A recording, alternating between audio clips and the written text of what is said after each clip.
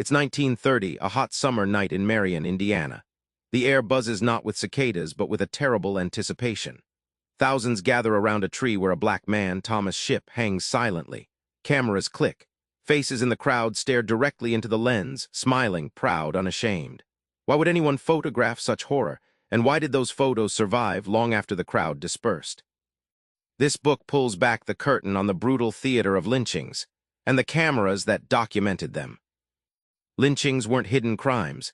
They were public spectacles, chillingly choreographed events drawing crowds by the thousands. In Marion, Indiana, August 1930, 3 black men were seized and accused of murder. That same night, thousands flocked like to a carnival to watch Thomas Shipp and Abram Smith lynched. Licensed photographers arrived early, capturing every grim moment. The final image, Shipp's body hanging, became a notorious postcard, sold and sent around the country. Think of a lynching as a brutal town fair designed to entertain through collective terror. The cameras weren't there by accident. They were part of the show. Like carnival photographers snapping eager tourists, professional photographers documented these events, selling postcards as trophies. This wasn't just violence. It was a warped community bonding exercise, cementing racial terror as public spectacle.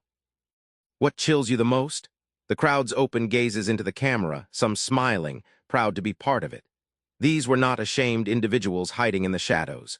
The photographs forced America to confront a terrifying social contract. Brutality was normalized and even celebrated in plain sight, preserved forever by the camera's unforgiving eye. Why bring a camera to murder? Understanding what motivated lynching photographers reveals just how normal this horror was made. James Allen's collection reveals that many lynching photos were taken by local professionals.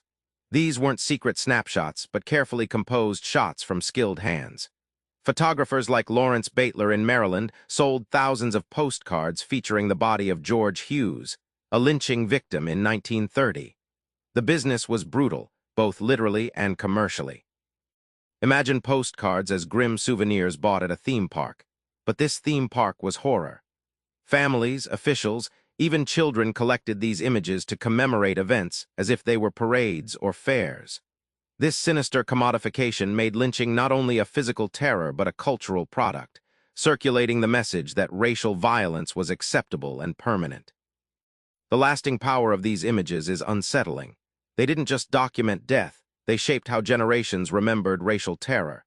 Today, these photos haunt us, teaching a crucial lesson. Seeing history isn't passive, it forces reckoning.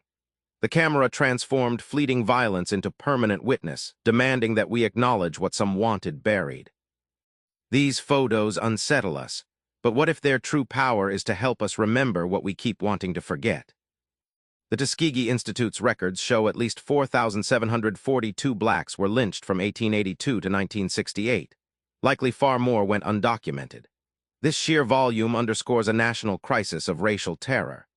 Each photo in Without Sanctuary represents an irrefutable fact: brutal deaths that corrupted American life for nearly a century.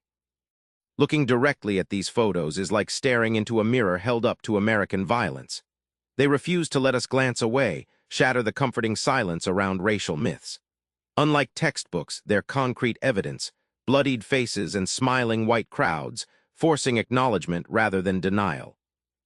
These images are brutal but vital. They remind us that history is not just past, it's a living force shaping who we are. The payoff: if we can face this monstrous history head-on, we gain the power to dismantle its legacy. Remembering what's brutal lets us refuse to repeat it. Remember Marion, Indiana, the smiling crowd staring into the lens on that terrible night. Those faces dared to be seen, refusing to hide their reality. Without Sanctuary hands us a challenge. Really look at the ugly parts of history we'd rather ignore. Try this: find one historical photo that unsettles you. Hold on to it, let it expand your understanding. That uncomfortable gaze might just be where real change begins. Subscribe for more book summaries like this one.